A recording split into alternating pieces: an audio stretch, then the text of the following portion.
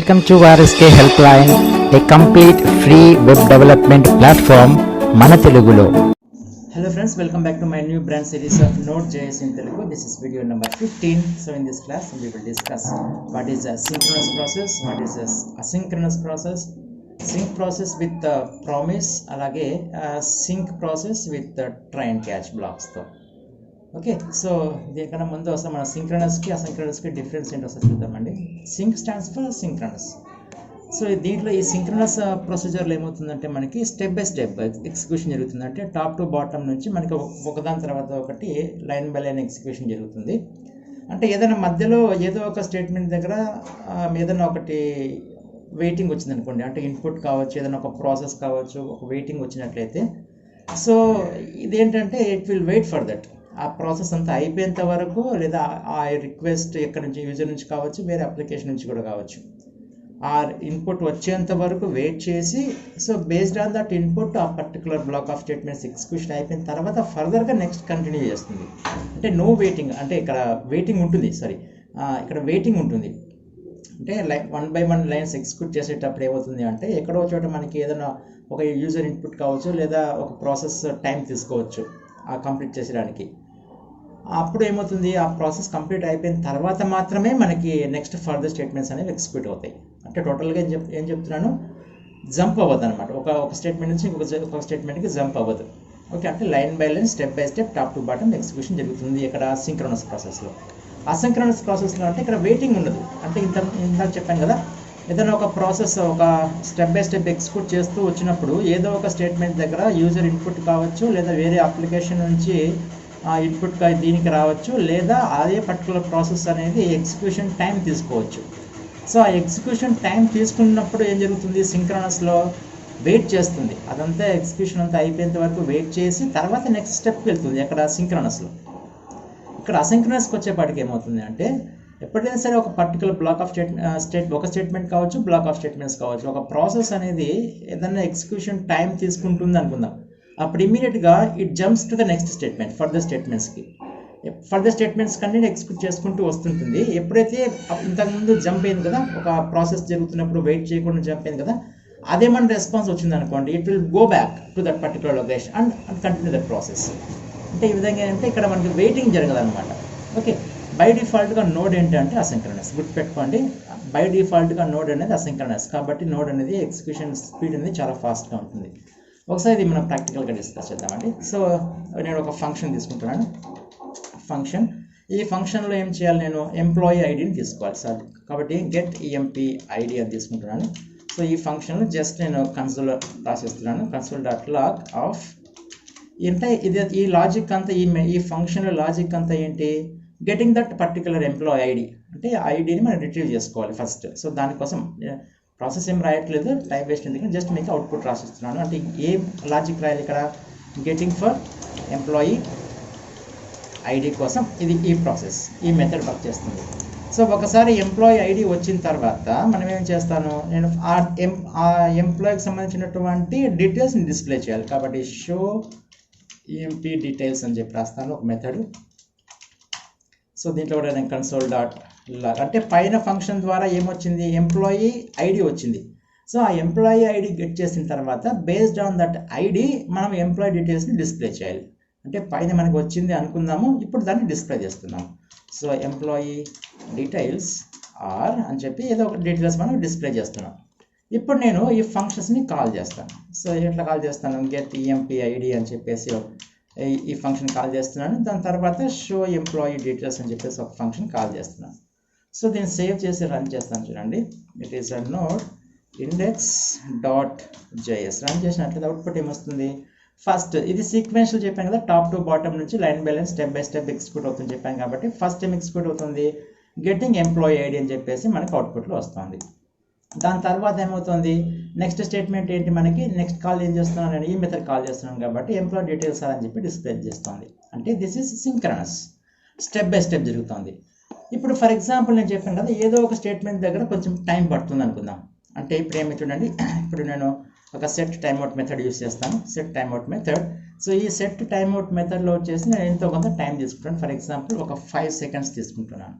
5 seconds అంటే ఇక్కడ ఏం రాయాలి మనము 5000 మిల్లీ సెకండ్స్ రాయాలి. సో ఈ process getting that employee ID అన్న ప్రాసెస్ మనకి ఈ ఫంక్షన్లో రాస్తాం. ఓకే, అంటే ఈ ఎంప్లాయీ ఐడిని కాల్ చేసినప్పుడు ఈ ఎంప్లాయీ ఐడి ఫంక్షన్ కాల్ చేస్తుంది. ఇక్కడ మనకి ఈ ఎంప్లాయీ ఐడిని రిట్రీవ్ చేసేదానికి మనకి 5 సెకండ్స్ టైం పడుతుంది. ఓకే, మనం ఏది యూస్ చేస్తున్నప్పుడు నోడ్ కాబట్టి ఇది వెయిట్ చేయదు. ఎందుకని బై డిఫాల్ట్గా నోడ్ అసింక్రనస్ కాబట్టి ఇప్పుడు దీన్ని ఎక్స్క్యూట్ చేసినట్లయితే ఈ 5 సెకండ్స్ కోసం ఇది వెయిట్ చేయదు. ఇమీడియట్గా ఫస్ట్ మనకి ఎంప్లాయీ డీటెయిల్స్ ఆర్ అని చెప్పి డిస్ప్లే చేసేసి 5 సెకండ్స్ తర్వాత ఇది మనకి డిస్ప్లే చేస్తుంది. సో సేవ్ చేసి చూద్దాం, చూడండి. ఫస్ట్ ఎంప్లాయీ డీటెయిల్స్ ఆర్ ఇది వచ్చేసింది. తర్వాత 5 సెకండ్స్ తర్వాత గెటింగ్ ఫర్ ఎంప్లాయీ ఐడి అని వస్తుంది. Right, getting for employee ID. So this is asynchronous. అంటే ఎక్కడైనా సరే ఒక ప్రాసెస్ దగ్గర ఏదైనా కొద్దిగా టైం తీసుకుంటోంది అంటే టైం వెయిటింగ్ అనేది దేనికైనా కావచ్చు. అంటే ఇన్పుట్ కోసమైనా కావచ్చు, లేదా ఆ పర్టికులర్ ప్రాసెస్ అంటే ఎగ్జిక్యూట్ అయ్యేదానికి టైం కూడా పట్టచ్చు. అటువంటి సందర్భాల్లో మన నోడ్ అనేది వెయిట్ చేయదు. వెయిట్ చేయకుండా నెక్స్ట్ ఫర్దర్ స్టేట్మెంట్స్ని ఎగ్జిక్యూట్ చేసేస్తుంది. So that is asynchronous. Okay, ఇప్పుడు ఫస్ట్ ఏం చెప్పాను, సింక్రనస్ చెప్పాను కదా. ఆ సింక్రనస్ అనేది ఏంటి, స్టెప్ బై స్టెప్. ఈ సింక్రనస్ని మనము 2 టైప్స్లో యూస్ చేసుకోవచ్చు. ఒకటి వచ్చేసి ట్రై క్యాచ్ బ్లాక్ ద్వారా యూస్ చేసుకోవచ్చు, లేదా ప్రామిస్ నుంచి కూడా యూస్ చేసుకోవచ్చు. ఓకే, అది ఎలాగో చూపిస్తాను చూడండి. ఫస్ట్ నేను ట్రై బ్లాక్ ద్వారా యూస్ చేస్తాను. ఇదేంటి, సింక్రనస్ ప్రాసెస్ ట్రై. సో ట్రైలో ఏం చేస్తానంటే ఈ మెథడ్ని కాల్ చేస్తాను. అంటే ఇది కన్సోల్ డాట్ లాగ్. అంటే ఇప్పుడు ఈ ట్రైలో ఏం చేస్తున్నాను, ఎంప్లాయీ ఐడి నేను గెట్ చేస్తున్నాను, ట్రై చేస్తున్నాను. క్యాచ్, నెక్స్ట్ క్యాచ్లో ఏమి ఎర్రర్స్ ఏమన్నా అట్లా రిట్రీవర్లో ఏమన్నా ఎర్రర్స్ వస్తే సో దీంట్లో ఏం చేస్తానంటే ఎర్రర్ డిస్ప్లే చేస్తాను. అంటే ఈ గెట్టింగ్ ఆఫ్ దట్ ఎంప్లాయీ ఐడిలో ఏమన్నా ఎర్రర్స్ వచ్చినట్లయితే error occurred while retrieving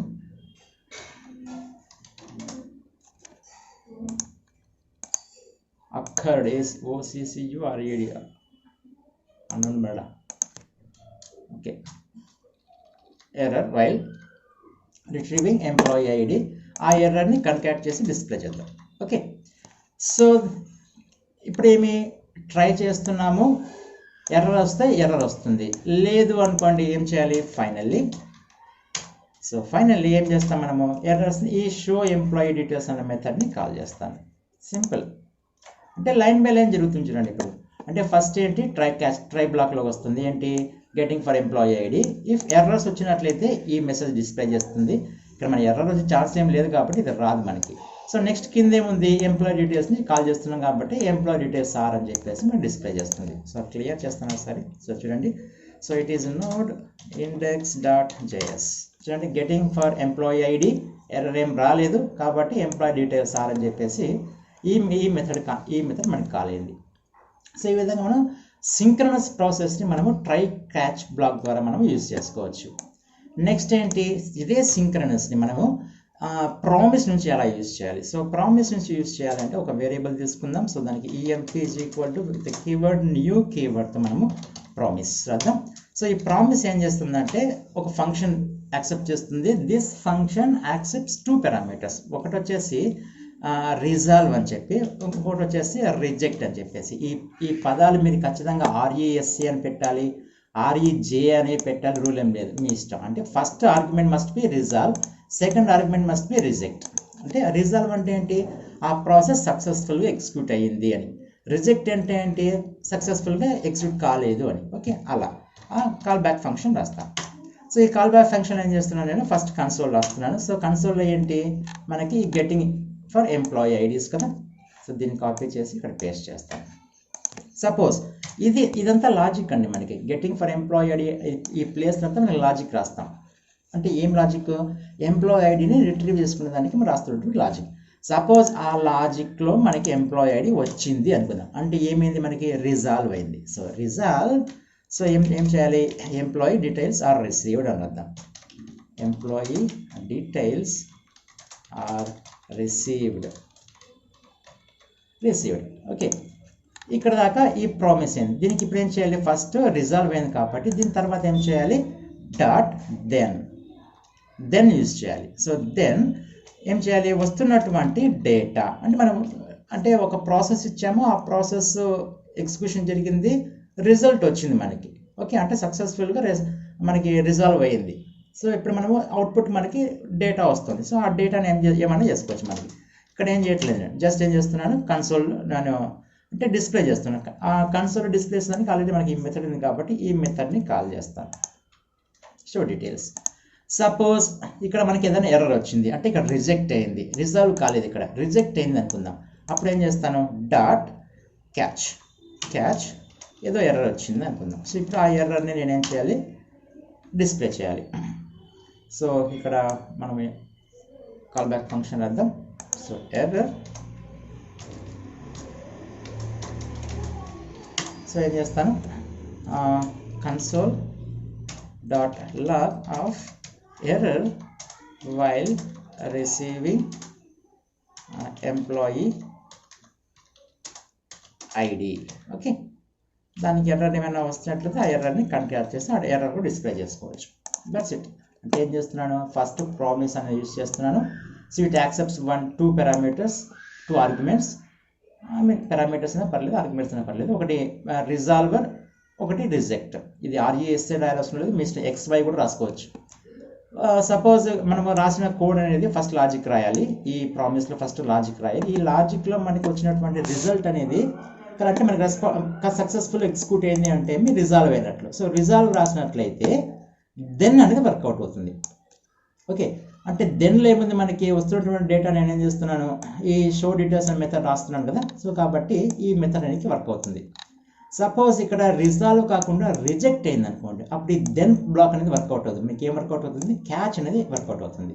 first నేను రిజాల్వ్ చేసి చూపిస్తాను చూడండి. సో మనకి ఆన్సర్ ఏం రావాలి, గెటింగ్ ఫర్ ఎంప్లాయీ ఐడి అని రావాలి. ఎంప్లాయీ ఐడి వచ్చిన తర్వాత ఎర్రర్స్ ఏం లేవు కాబట్టి రిజాల్వ్ అయింది కాబట్టి ఎంప్లాయీ డీటెయిల్స్ ఆర్ అని చెప్పి మనకి రెస్పాన్స్ వచ్చేస్తుంది. చూడండి, something error where argument means line number 19. ఇక్కడ బ్రాకెట్ క్లోజ్ చేయలేదు, సేవ్.